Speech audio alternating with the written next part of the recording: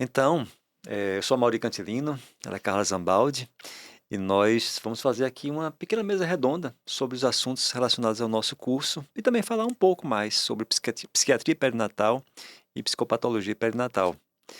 Então, Carla, me conta como é que foi teu interesse nesse tema da psiquiatria perinatal. Poxa vida, Maurício, vai ter que voltar bastante no tempo. Acho que eu tive a sorte de quando procurei o professor Everton Botelho para fazer o mestrado, ele me apresentar esse tema e me apresentar você, que já estava pesquisando na área. Então foi a partir daí que surgiu o meu contato com o tema e depois eu achei assim bastante intrigante, bastante apaixonante. Trazer uma psiquiatria mais especializada para esse público da mulher, e relacionado aos aspectos da maternidade, seja períodos ali pré-concepção, né, lutos, infertilidade, gravidez, puerpério, adoecimento mental nesse período da vida. Então foi assim que tudo começou. Interessante que também o interesse surgiu, o meu, ainda durante a residência médica, quando eu publiquei meu primeiro artigo que falava sobre uso de psicofármacos na gravidez, na revista Neurobiologia. Estimulado também pelo professor Everton Botelho Sujei, que logo depois que eu acabei a minha residência, em 2002, ele sugeriu que eu fizesse um mestrado num tema relacionado com depressão pós-parto. E desde então, eu venho trabalhando com isso, né? E quando você chegou, acho que foi Hum. 2007, se não me engano, Foi na pós sim, lá na UFPE, 2006, 2007, foi, por que nós aí. fomos apresentados e você também estava com interesse na área Uhum, e foi ótima essa uhum. parceria lá dentro do nosso grupo de pesquisa na Universidade Federal de Pernambuco. E aí a gente estudou muito sobre depressão pós-parto, depois transtorno obsessivo compulsivo durante a gravidez e o pós-parto, também traumas relacionados ao parto, né? Vamos aproveitar então a tua expertise. Me conta um pouco sobre essa coisa de trauma relacionado ao parto. Como é que tem surgido na prática? Como é que foi a pesquisa na época? Bom, esse tema também me surgiu, assim, sem muito planejamento, né. Foi entrevistando mulheres para uma pesquisa que a gente estava fazendo sobre quadros ansiosos e depressão. A gente entrevistou quase 400 mulheres. E nessas entrevistas, ali, passando os questionários, acabava surgindo algumas narrativas que as mulheres tinham sintomas de estresse pós-traumático e que o evento traumático tinha sido o parto. Isso me surpreendeu, porque era um assunto que eu não conhecia, assim, a fundo, e aí fui em busca de literatura, cadê informações sobre isso? Descobri que ali à época, né, 2007, 2008, esse ainda era um tema relativamente novo. A gente tinha pouquíssimas publicações na área. Porque de forma oficial, o parto só pôde ser considerado um trauma capaz de desenvolvimento posterior do estresse pós-traumático com o DSM-4. Antes disso, a gente não podia oficialmente fazer esse diagnóstico, apesar de já haver relatos de casos. Então, é um tema relativamente recente. E é bastante chocante as informações que a gente segue acumulando sobre o assunto, especialmente da frequência com que o parto é vivido como um trauma para a mulher. Hum. Isso vai muito na contracorrente do que culturalmente se imagina, né. Acho que a maioria das pessoas tem uma ideia que o parto é um momento, assim, muito sublime, muito maravilhoso para a mulher, Uhum. né, do encontro do seu bebê, que é um momento altamente inesquecível. Existe essa crença, assim, muito arraigada na nossa mente que o parto é muito, muito sublime, uma memória muito boa. E é de fato, eu me lembro que, acho que em 2005, 2006, eu comecei a ler muito sobre psicoterapia existencial e, consequentemente, sobre filosofia da existência. Então, eu ficava com a mania, cara, de perguntar às pessoas assim: qual foi o momento mais importante da sua vida? Qual foi o momento Hum, mais desafiador da sua vida? Enfim, sobre essas questões sim, ligadas a momentos de transição. sim. E quando eu perguntava às mulheres, sobretudo, qual foi o momento mais importante da sua vida, as mulheres que tinham filho, praticamente todas respondiam: foi o momento do nascimento do meu filho. Uhum. Então, realmente é um momento sublime e eu Uhum. acho que deveria ser um momento solene, né? Eu acho que se a equipe que atende a mulher, né, durante o parto, tivesse essa consciência de que aquele momento é mais importante do que o momento do casamento dela, mais importante do que o momento do primeiro beijo, da primeira relação sexual, da formatura dela, eh, deveriam, né, de alguma forma, sintonizar Uhum. com aquele clima Uhum. e fazer daquele momento realmente algo Sim. também esteticamente, né, e em termos de cuidado, algo muito importante, né. A notícia bacana é que eu acho que ao longo dos últimos anos, eu acho que tem melhorado muito a assistência, eh, da equipe de saúde, né, a essas mulheres. Eu acho que, pelos relatos que eu venho escutando no consultório, cada vez mais tem havido uma certa preocupação dos cursos de medicina, dos cursos de enfermagem, né, das pessoas que fazem o atendimento a essas gestantes e essas mulheres durante o parto, as coisas parece que têm melhorado, né. Eu também tenho essa impressão. Acho que foi muito importante a divulgação sobre essa possibilidade do parto ser vivido como um trauma, né. Hoje esse assunto não é tão desconhecido como algumas décadas atrás. E mas assim, eu acho que por mais sublime que seja esse momento, de certa forma ele ainda é um momento de bastante estresse para a mulher. Isso. É um momento difícil, Uhum. né, acho que fisiologicamente, assim, emocionalmente, é vivido ainda com bastante medo, com receio, muitas expectativas. Isso. Então ele é um momento de estresse. Uhum. E todo momento de estresse, a gente vai precisar, assim, lançar mão dos nossos recursos de apoio, recursos externos, né. Então a mulher ter ali a parceria por perto, as pessoas que lhe dão apoio emocional por perto, uma equipe em que ela confia, uma Isso. equipe preparada, não só para dar uma assistência a nível físico de qualidade, mas nos aspectos emocionais também. Fora lançar mão dos seus recursos internos, né, de se sentir com força, capaz de passar por aquele momento, de se acalmar.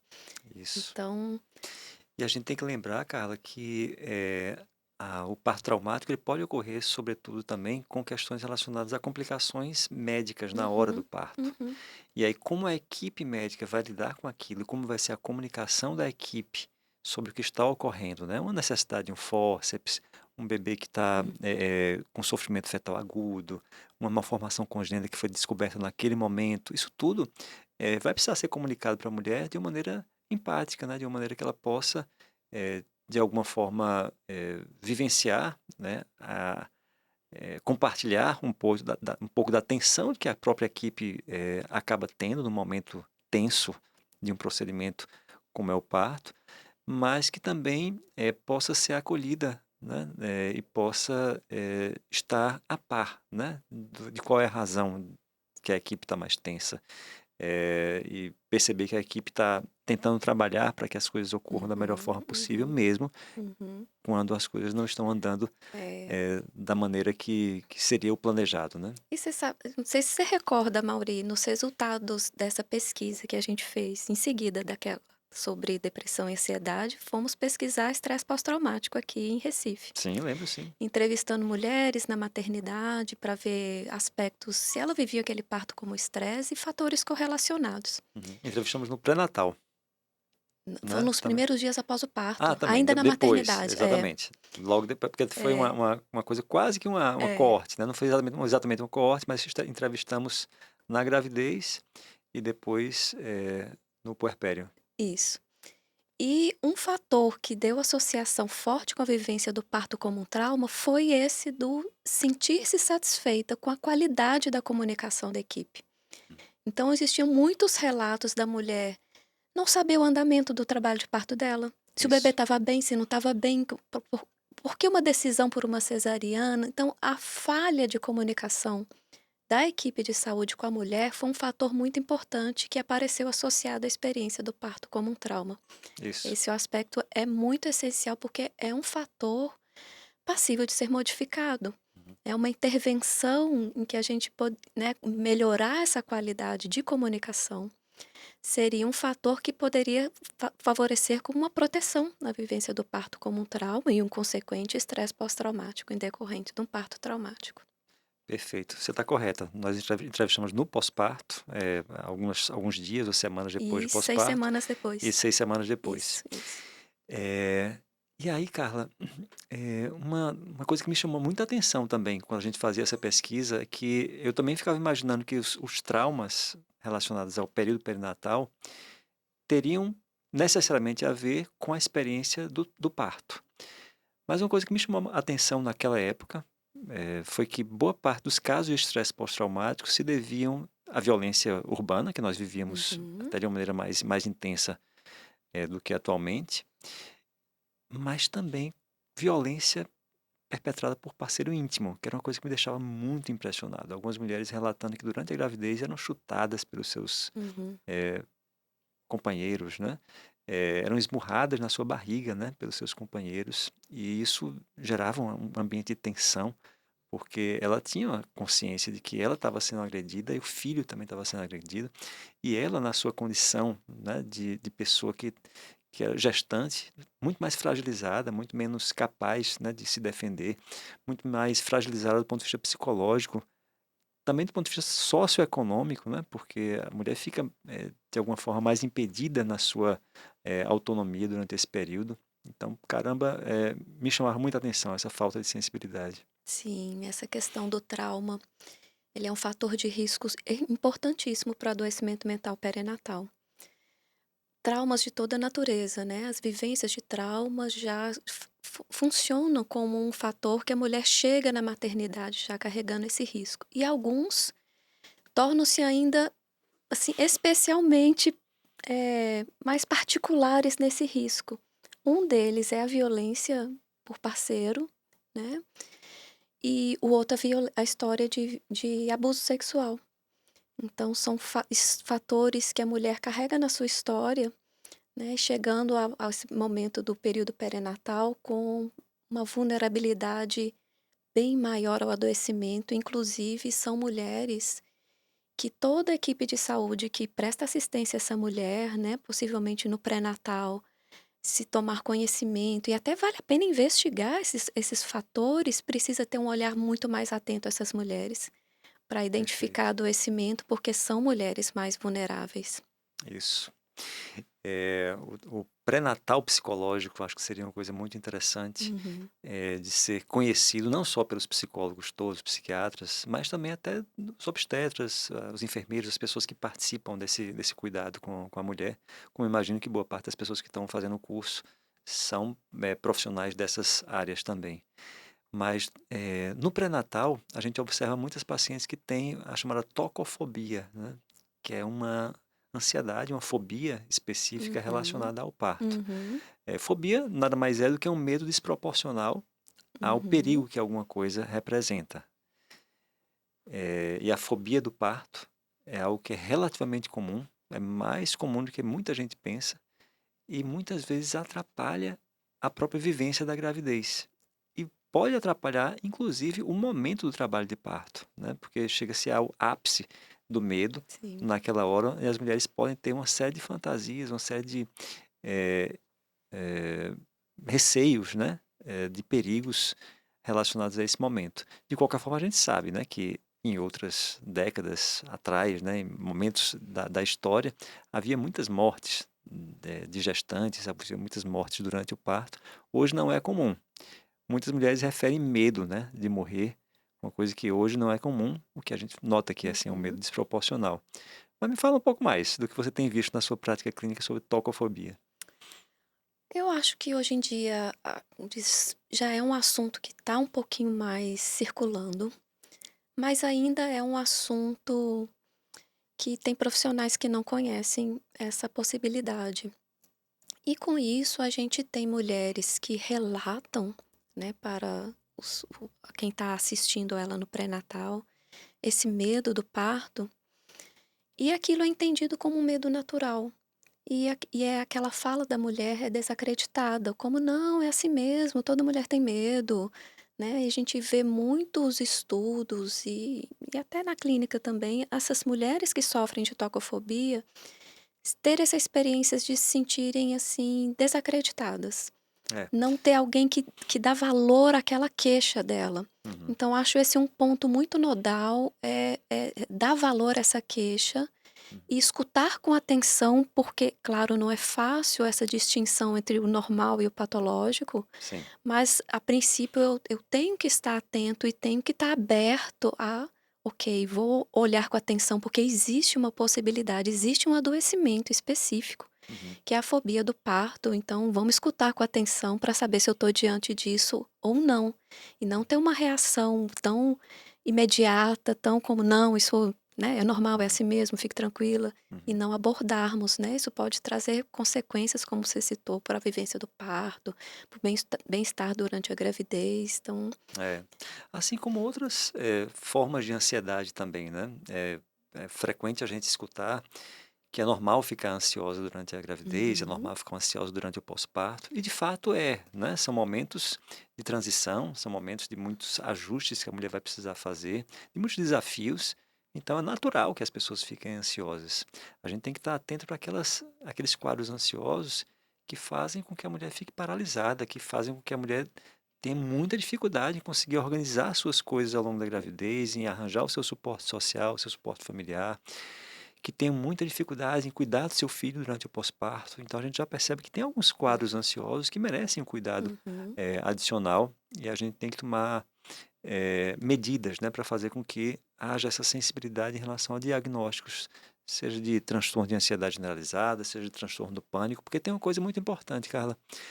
É mito a gente acreditar que a gravidez e o pós-parto atenuam os quadros relacionados à ansiedade. Pelo contrário, a gente viu em algumas pesquisas e até na nossa própria pesquisa que as taxas de incidência de transtorno de ansiedade, elas aumentam significativamente durante os primeiros dias e semanas de pós-parto.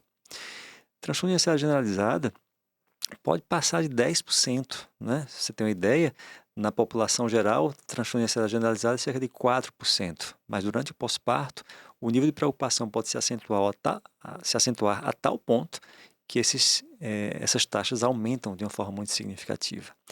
Transtorno do pânico, muitos quadros são desencadeados durante o pós-parto. Transtorno obsessivo compulsivo, a gente viu que até 30% dos quadros de mulheres que são diagnosticadas com transtorno obsessivo compulsivo têm seus quadros iniciados durante o pós-parto. Então, é um período de vulnerabilidade não só para a depressão, que é algo que a gente já sabe uhum, historicamente, sim. mas também para os transtornos ansiosos. E eu costumo dizer que muitas vezes o foco na depressão faz com que as pessoas esqueçam dos transtornos ansiosos, que são tão danosos, né, para a rotina da mulher, para a experiência durante o pós-parto, quanto a depressão, são até mais frequentes em termos de aparecimento, mas são tão pouco contemplados na literatura científica e pouco contemplados nas pesquisas, no sentido na avaliação clínica, que às vezes é muito focada nos sintomas depressivos. Não sei se você nota isso também. Sim, eu acho que esse é um problema que a gente vem enfrentando, tentando resolver, mas ainda enfrentando, né? Os quadros ansiosos ficarem um pouquinho em segundo plano, né? Como você disse, na literatura médica, nos questionários autoaplicáveis disponíveis para essa época, no olhar clínico. Então, apesar da ansiedade ser altamente prevalente, tanto quanto a depressão. Então, Sim. um problema que a gente ainda enfrenta, né? Uhum. E vemos tentando, né, que os quadros ansiosos mereçam tanta atenção quanto os Aham. quadros depressivos, para que também essas mulheres não caiam nesse quesito de se sentirem desacreditadas das suas queixas, né? Isso. De- Ou a gente corre o risco, Carla, desculpa Sim, interromper, ou a fala. gente corre o risco de, tão focados na depressão, a gente às vezes identificar a depressão, tratar a depressão, mas esquecer de tratar o transtorno de ansiedade. E aí você falou uma coisa muito interessante das escalas de avaliação, dos instrumentos que a gente usa para triagem. A escala que a gente mais usa é a escala de Edinburgh, Uhum, e que se a gente for perceber, 3 dos itens da escala, ou seja, mais de 30% da escala são itens relacionados à ansiedade. E é uma escala denominada para depressão pós-parto. Então perceba que se a pessoa pontua alto nos itens de ansiedade, ela acrescenta scores de depressão pós-parto, fazendo com que muitas vezes o transtorno ansioso fique encoberto dentro da depressão. Claro que a gente sabe que depressão pós-parto cursa muito frequentemente com sintomas ansiosos. A gente não vai, de forma alguma, esquecer desse detalhe psicopatológico, né? Mas a gente tem que sempre pesquisar se não há uma comorbidade entre depressão e transtorno de ansiedade para não deixar nada descoberto na hora da gente fazer o planejamento terapêutico. Sim. Depressão pós-parto são tantos desafios, né? A gente precisa desse olhar das comorbidades, dos quadros ansiosos. E é também uma época importante da gente ter um olhar muito atento quanto à depressão bipolar, né, Mauri? Fala Ah, um é. pouquinho sobre isso. Exatamente. Outra vez eu escrevi um artigo junto com Tatiana Valverde sobre a chance de uma mulher que tem depressão pós-parto, depois a gente fazer uma conversão diagnóstica para transtorno bipolar. O que é conversão diagnóstica? É quando eu faço um olhar longitudinal, eu dou um diagnóstico aqui no ponto zero, e depois de um ano eu quero saber se houve estabilidade desse diagnóstico ou se a partir de novos conhecimentos, novas apresentações da evolução da doença, se esse diagnóstico se mantém ou se eu vou converter esse diagnóstico para algum outro.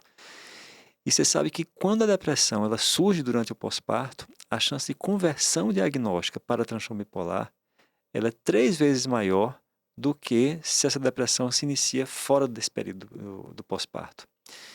Então, o título do artigo ficou assim: se você diagnosticou depressão pós-parto, fique atento ao transtorno bipolar, porque eventualmente a gente vai ser surpreendido com Uhum. evolução com hipomania, ou sobretudo, o que a gente vê com mais frequência são quadros mistos, e que nem sempre as pessoas estão familiarizadas com o diagnóstico de quadro misto, né? Aqueles quadros onde a pessoa está com um pensamento mais negativo, está com muitas ideias catastróficas, né? Muitas ideias relacionadas à ansiedade, preocupações, eventualmente até com ideias de morte, com ideias de insuficiência, de incapacidade, mas o pensamento super acelerado, às vezes com muita agitação psicomotora, né? A gente observar que existem sintomas depressivos, mas também existem sintomas relacionados ao polo da mania, da hipomania, que vai fazer com que a gente tenha diagnóstico de depressão mista, né? Ou até de um estado misto bipolar, que faria com que a gente precisasse ajustar completamente o Sim. nosso planejamento terapêutico, né? Essa é uma área de estudo bem interessante, né? De conhecer mais a prevalência de estado misto Isso. no pós-parto, né? Uma área que possivelmente ainda vai crescer, que a gente ainda tem pouca informação sobre isso. E assim, não é infrequente que a mulher ela inicie o quadro da depressão pós-parto com sintomas mais típicos de depressão, mas depois ali do terceiro, quarto mês, ela começa a evoluir com alguns sintomas de mania dentro daqueles sintomas depressivos. Isso não é infrequente de acontecer e a gente tem que estar atento a isso para não achar só que é uma exacerbação da ansiedade ou que seja só um agravamento do quadro depressivo, quando na verdade pode estar havendo ali uma configuração diferente para um polo maníaco ou para, no mais das vezes, um quadro misto. Acho que isso me fez pensar aqui, Amaury, quanto que essas mulheres adoecidas no período perinatal precisam de um atendimento assim mais especializado, né? Eu acho que são detalhes realmente que acabam requerendo o especialista, né? Me passou aqui a mente também, assim, como é que está essa assistência atualmente, né? Essas mulheres têm encontrado esses espaços de tratamento, não? Carla, eu acho que esse curso ele vem muito no intuito de estimular as pessoas a adentrarem um pouco mais nesse assunto e quem sabe até se especializarem mais nesse assunto. Embora não exista uma especialização formal, né, com uma área de atuação formalizada, com RQE e tudo, não existe em saúde mental da mulher ou psiquiatria perinatal, mas existe uma demanda dos serviços, tanto públicos quanto privados, por pessoas que estejam mais familiarizadas com esses assuntos. Eu falei agora há pouco, né? A depressão pós-parto ela tem sintomas particulares, ela tem uma evolução particular, ela tem um tratamento particular. Né? Os transtornos ansiosos durante a gravidez e o pós-parto podem ficar encobertos por causa da naturalização daqueles sintomas ou encobertos por algum diagnóstico de depressão. A gente sabe que existem peculiaridades relacionadas à própria forma, né, como a pessoa pensa durante esse período. Então, o conteúdo do pensamento ele vai ser muito peculiar também. Então, a maneira pela qual a gente vai dar diagnóstico durante esse período vai depender muito do conteúdo do pensamento, já que durante a gravidez e o pós-parto, a mulher tem uma série de sintomas físicos que são fisiológicos, que são relacionados a esse período, né? Como fadiga, como alteração de sono, como alteração do apetite, como também Peso. dor física, né? Alteração de peso. Tudo isso são sintomas que podem ser confundidos com sintomas depressivos. Então a gente se utiliza muito do conteúdo do pensamento, da energia, da capacidade de gerenciar as coisas, da Uhum. concentração, dos aspectos cognitivos que são muito relacionados à depressão e ansiedade durante esse período. Então, quem atende mulheres durante esse período vai precisar estar familiarizado com o conteúdo do pensamento, que muitas vezes a pista que a gente tem para chegar aos sintomas está relacionada à forma como a mulher se comunica e ao que ela comunica para a gente. Eu acho que nosso intuito com esse curso foi um pouquinho por aí, né, Mauri? Trazer assim, uma apresentação, acho que é quase uma sensibilização das pessoas sobre esse assunto. De por que é importante a assistência nessa época da vida, quais são as particularidades, apresentando um pouquinho esses adoecimentos, com essas especificidades. Eu acho que foi um pouco por aí o que a gente preparou para esse curso. É, As particularidades são muitas, mas é quase uma introdução, assim, em que aspectos a gente tem que estar mais atento para acolher essas queixas, essas, né, essas narrativas dessas mulheres, pensando em diagnóstico, em estar alerta a essa possibilidade de diagnóstico. uhum. Um pouco nesse sentido, porque são muitas especificidades, É. né? E os obstetras eh, já estão muito interessados, né, na área e muito interessados em ter profissionais de saúde mental, né, na sua equipe. Eu noto que algumas maternidades, alguns hospitais que têm centros obstétricos já estão contratando psiquiatras, contratando psicólogos para acompanharem essas mulheres, dada a frequência de necessidade de uma atenção maior em saúde mental. E aí, se essas pessoas conhecerem de fato, né, se adentrarem mais nesses assuntos, elas vão estar mais capazes de atender essas demandas com a sensibilidade que o estado da gravidez e do pós-parto requerem, né? Sim, sim, precisamos ainda desse interesse, assim, além do especialista, né? O especialista, ele é importante. A gente vem, inclusive, observando o crescimento dentro da área da psicologia, né? Numa subespecialidade. Isso a gente viu a olho nu nesses últimos anos, né? Isso. Mas de uma sensibilidade de todos os profissionais, porque essas mulheres vão chegar à psicologia, à psiquiatria, numa segunda etapa, né? Ela passa por muitos profissionais Uhum. até chegar no profissional de saúde mental. É. Então é um tema, sem dúvida, de interesse de muitos, né? Que é a enfermagem que recebe essas mulheres no pré-natal, o médico de família que faz o pré-natal, o pediatra que vai ver acompanhar o bebê no puerpério, o obstetra, todos esses têm esse olhar atento porque serão possivelmente as primeiras pessoas que vão escutar Uhum. essa mulher, né? É verdade. E eu tenho observado ao longo dos anos, Carla, eu comecei a ficar mais dentro desse tema ali em 2001, 2002, o quanto tem crescido o número de psiquiatras interessados em psiquiatria perinatal, psiquiatria da mulher. Nós éramos talvez 3 ou 4 psiquiatras no Brasil que se interessavam muito, que falavam muito sobre o assunto, ou que davam aulas sobre o assunto, escreviam, né? Hoje a gente tem aí uma quantidade bem grande de Sim. pessoas que estão estudando a fundo esses Uhum. assuntos, que estão se debruçando sobre os artigos, sobre os livros, para poder melhor atender e para poder melhor compreender esses estados. E na psicologia nem se fala, como você chegou a mencionar, a gente tem um contingente grande de psicólogos, né, chamada psicologia perinatal, nas mais diversas áreas, né? Tem psicólogos que trabalham mais com psicanálise, tem psicólogo que trabalha mais numa abordagem Uhum. cognitivo-comportamental, alguns com terapia focada na compaixão, mas de alguma forma todos eles convergindo é, nessa necessidade de um olhar mais cuidadoso para mulheres durante esse período, né? Sim, felizmente, né? Eu acho muito bom. E essa é uma forma de prevenção em psiquiatria, porque a gente sabe que o período de gravidez e o período pós-parto, a mulher ela precisa estar bem, né?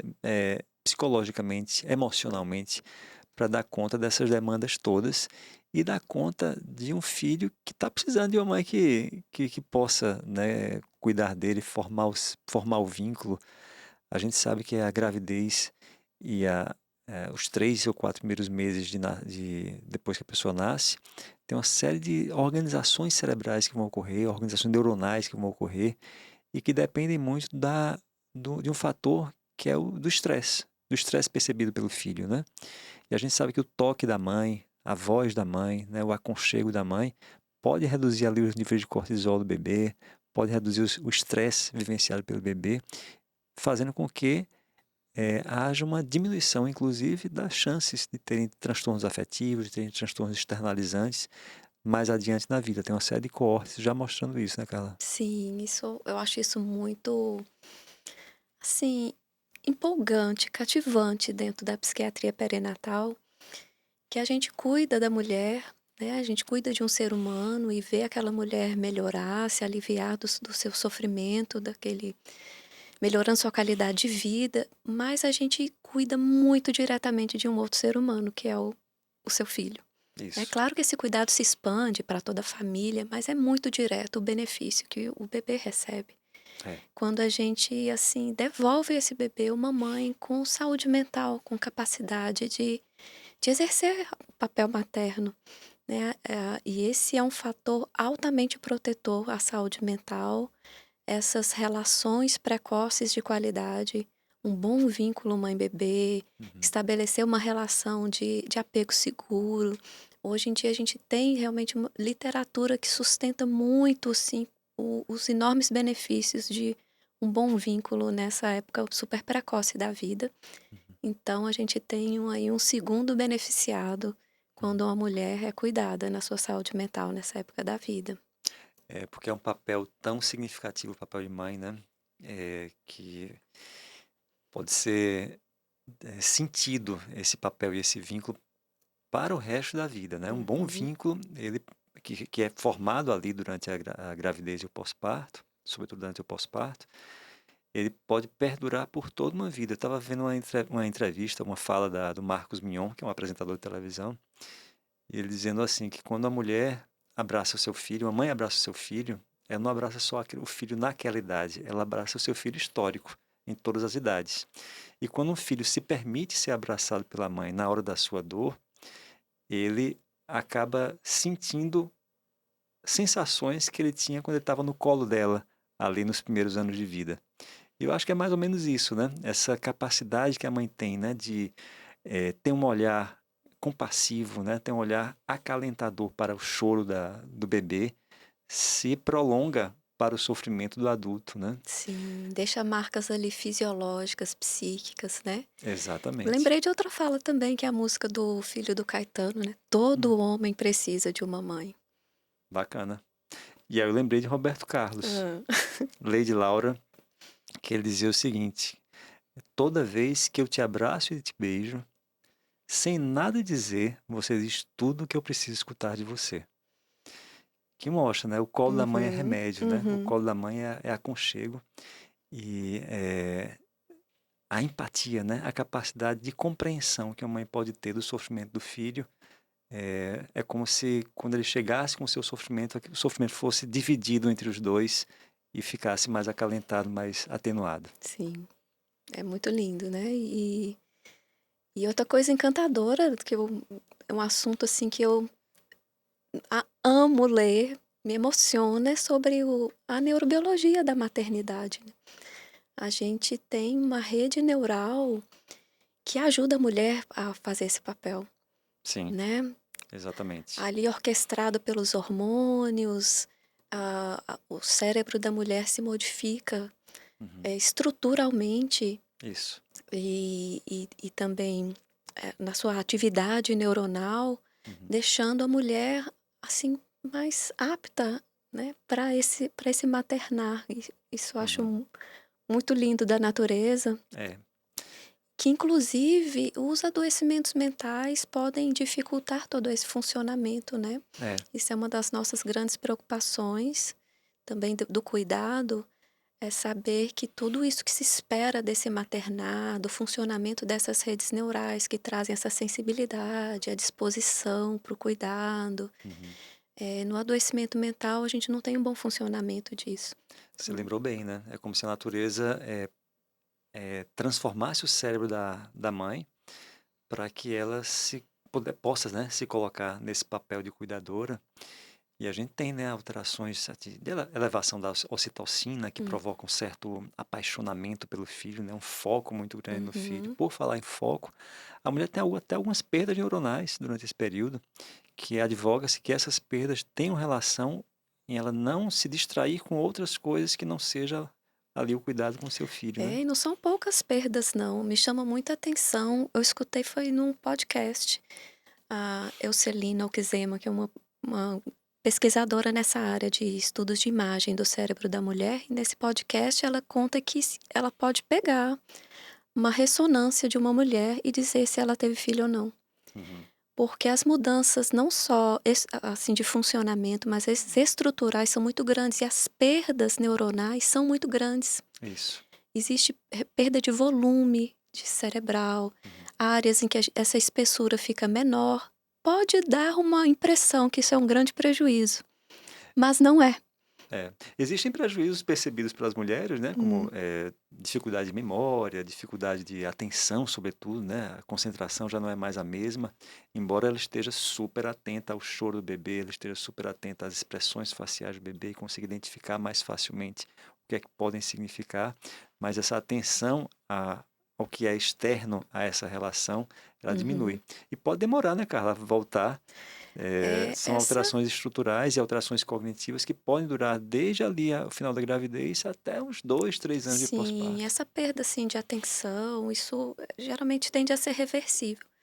Essas alterações do cérebro materno, hoje em dia se entende que muitas são permanentes. Uhum. Essa pesquisadora já tem um coorte com 2 anos, agora ela fez com 6, e tudo indica que algumas alterações não se modificam. E de certa forma são entendidos como ganhos, porque ali tem um melhor funcionamento de áreas de cognição social. Sim. Parece até proteger mulheres contra a demência, essas modificações da maternidade. É uma área ainda assim crescente para a gente ter mais evidências, mas eh, parece, ao mesmo por um lado, traz vários ganhos à mulher, né, prepara ela para esse papel, mas por outro também a gente sabe que momentos de vida em que a gente tem muitas mudanças cerebrais, fisiológicas, hormonais, torna também um momento de muita vulnerabilidade, né. A gente entende super isso na adolescência, né. Culturalmente é fácil da gente pensar no adolescente e pensar: "Poxa, é uma época que o corpo está mudando muito, é muito hormônio, o cérebro do adolescente está em alto desenvolvimento. Então, poxa vida, é uma área é um tempo vulnerável. Sabe que o adolescente é vulnerável, ali um momento de desequilíbrio, de muita adaptação. E a gente não tem esse mesmo olhar para a maternidade. Sim.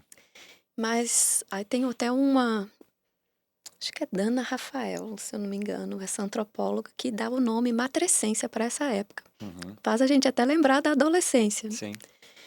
Que a gente tem que olhar para as mães com esse mesmo olhar que a gente olha para o adolescente. É uma época que o corpo está mudando muito, é muito hormônio, o cérebro mudando altamente, então, poxa vida, é um momento de muita adaptação, é um momento muito vulnerável.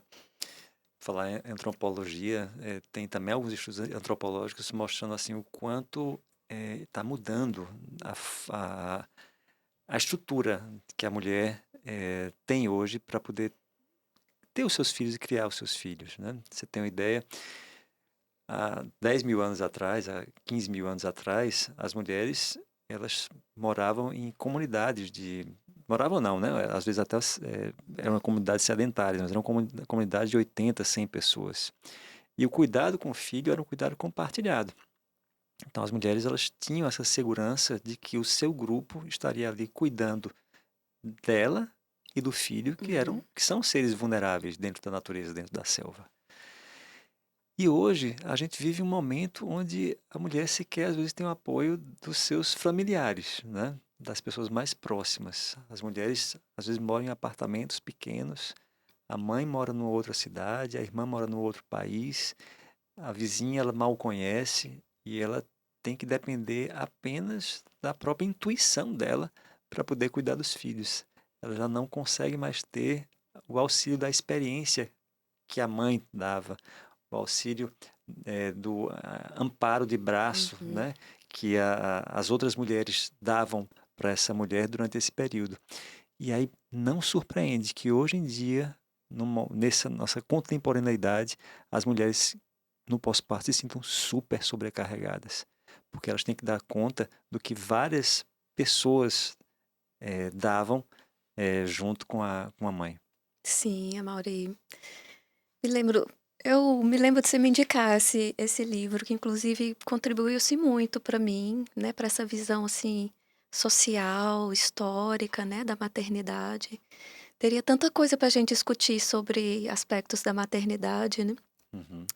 A gente tem um pouco a impressão, assim, que, é algo tão inato, né. Se a gente pensar para o lado da neurobiologia, ok, tem até algumas coisas realmente inatas, fisiológicas, que contribuem, mas é um misto, né, de aspectos sociais, históricos, genéticos, fisiológicos, que fazem a mulher, né, adotar esse papel, né, materno. Sim, São muitos fatores ali contribuindo para interferindo nesse processo, é. né, e a gente vê por isso a gente vê também esse misto de modos de se viver a maternidade, que inclusive eu acho que é até um outro fator, assim, também de risco para o adoecimento, né, que é a gente ter, assim, expectativas muito rígidas do modo de ser mãe, né, pressões sociais de papéis e modos de ser mãe,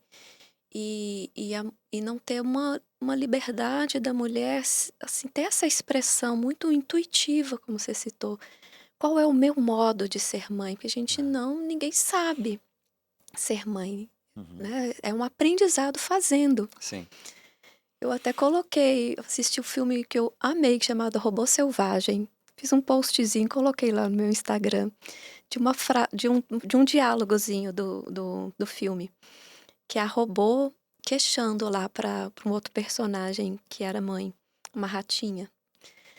Eu não sou programada para ser mãe, eu não tenho essa programação dentro de mim. A robozinha sei. era programada para fazer outras coisas. Aí a ratinha, cheia de filhos, se minha filha, pare com isso, ninguém é, nós estamos todas improvisando. Ou seja, Aham, estamos todas aprendendo fazendo, né? sim.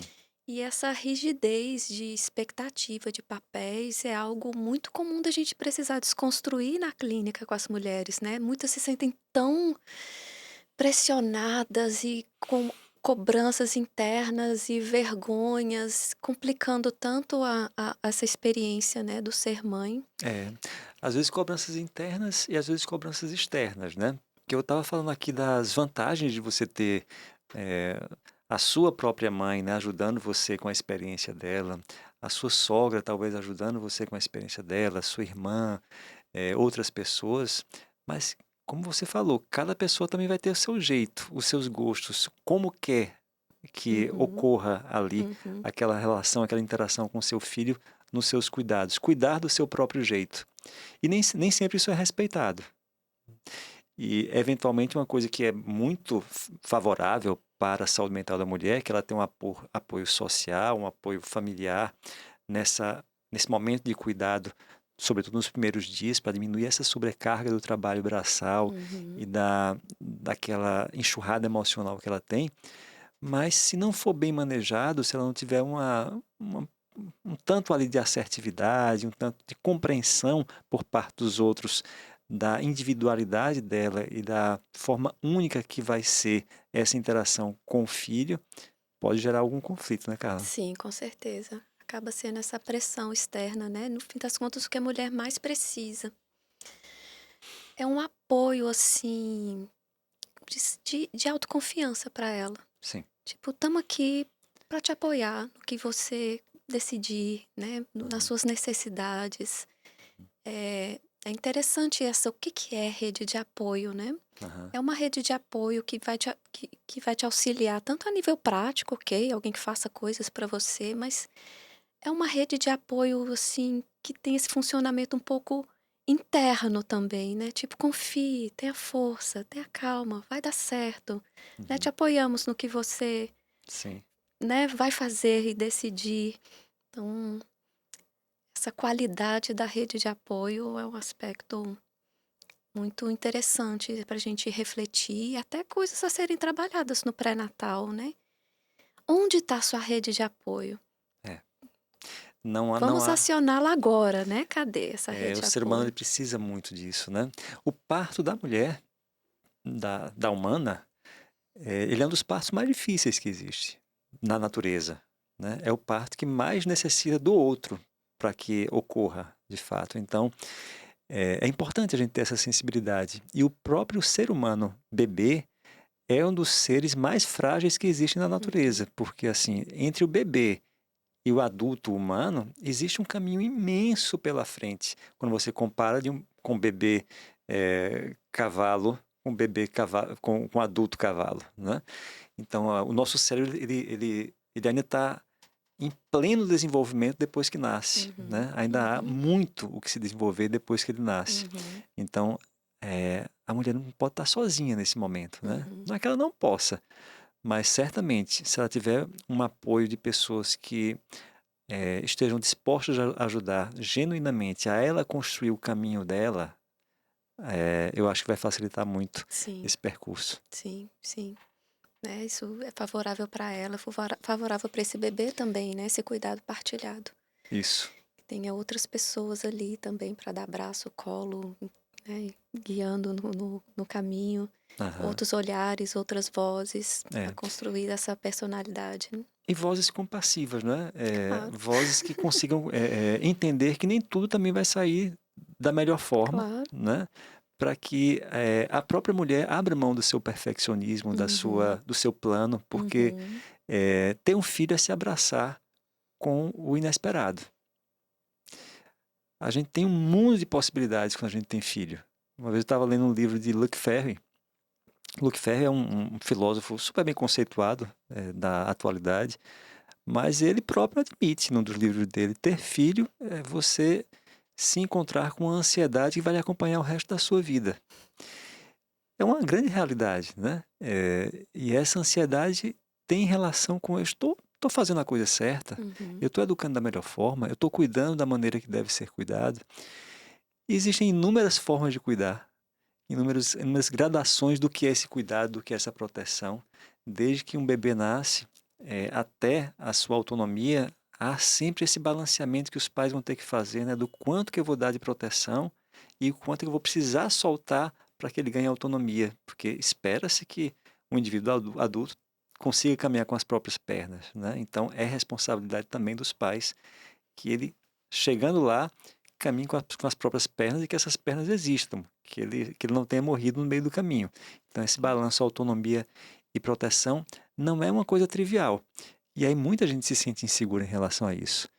E essa carga de responsabilidade que a sociedade coloca sobre a mulher e que ela própria incorpora uhum, pode fazer com que ela própria se sobrecarregue com os próprios pensamentos, com as próprias imposições que são feitas no sentido de ser perfeita, de ter uhum. as melhores escolhas, ter as escolhas que vão produzir os melhores resultados, que pode consumi-la de tal forma que eventualmente até atrapalhe Uhum. a sua Sim. exercer esse papel materno. Né? Pois é, o perfeccionismo e essa necessidade de controle é um fator de risco É, para né, adoecimento mental no período perinatal.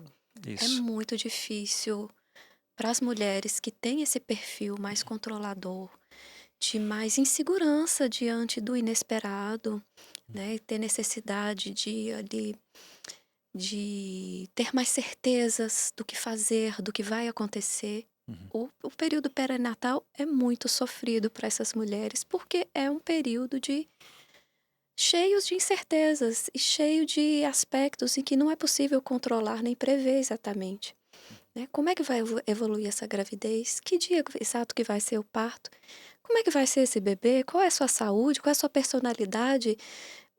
E o que fazer exatamente com esse bebê são aspectos que a gente não tem uma resposta Uhum. certa. E para as pessoas perfeccionistas, isso não ter uma resposta, não ter uma Uhum. previsão, pode ser bastante desestabilizador, né? É. Então, essas mulheres são mais vulneráveis a adoecer e elas vão ser assim convidadas a se reestruturar, É. né? Mexer nesses aspectos aí de Uhum. confiança, encontrar aí confiança nesse caminho É. na vida de alguma forma, né? Mais abertura ao novo, ao que não é Uhum. possível ser controlado. E a nossa mente não tem o botão de liga e desliga diante das preocupações, né? Então, Pois é. não é tão simples também para as mulheres Não, abrirem mão das suas não, preocupações, de abrirem jeito nenhum. mão dos seus planos, né? De maneira que, assim, essa flexibilização, embora seja necessária, ela é conseguida eventualmente com algum custo, né? Que às vezes esse custo é a própria ansiedade adicional, né? De você ter que abrir Uhum, mão do controle, de você ter que abrir mão daquilo que foi planejado e aceitar as imperfeições e as dificuldades, uhum. eh, e até a sua falibilidade, né? Em algumas situações. Não dá para a gente conseguir tudo que a gente quer É, em relação aos nossos filhos, não dá para a gente cuidar da melhor maneira possível sempre. A gente vai tentar fazer o melhor que podemos, mas o melhor que nós podemos sempre vai ser, eh, digamos assim, incompleto, sim. mas não insuficiente, né? Geralmente, uma pessoa bem intencionada que se dispõe a cuidar do seu filho vai acabar sendo uma mãe suficiente. Suficiente. Mas acaba sendo um terreno, assim, muito propício ao cuidado da sua própria saúde mental, né. Eu acho muito importante, assim, para quem tem a possibilidade de fazer um pré-natal, emocional, psicológico, que faça. Sentiu dificuldade com essa chegada do bebê, procurar uma ajuda profissional, psicoterapia e ao longo, né, dessa tarefa de criar os filhos, eu brinco com os pacientes, assim, você vai descobrir fragilidades suas que você não sabia que você tinha e vai descobrir também, assim, potencialidades, forças que você não sabia que você tinha. E às vezes a gente são descobertas, assim, próprias de si, né, que muitas vezes a gente acaba precisando de uma ajuda para reintegrar tudo isso, né. É É um momento verdade. muito propício a cuidar de si, Hum. né, da sua saúde mental, dos seus aspectos psíquicos, emocionais.